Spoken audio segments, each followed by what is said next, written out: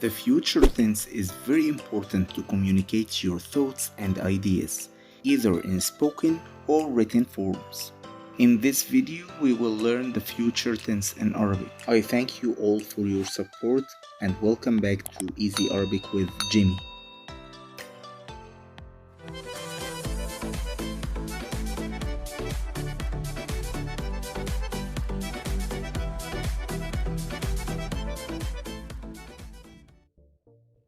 The future tense in Arabic is too easy. It is formed by using the present tense as a base. To create the future tense, you add the letter S to the beginning of present tense verb. This is a simple and a straightforward way of expressing actions or events that will take place in the near future. We will take the verb كتب, which means to write. As an example, سأكتب, سنكتب, ستكتب, ستكتبي, ستكتبوا,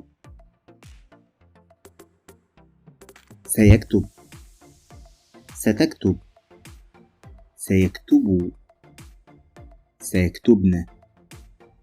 The second way to form the future tense is by using the article سوف, which is placed directly before the verb. This method is used to refer to actions that will take place in far future. It is important to note that the article سوف must be separated and not attached to the verb.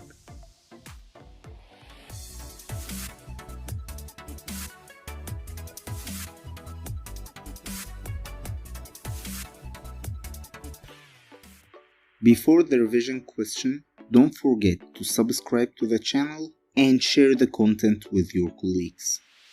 And the question is how to conjugate the verb تعلم, which means to learn, with أنا, أنت, هم, and هو.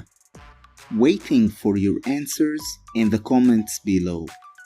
إلى اللقاء.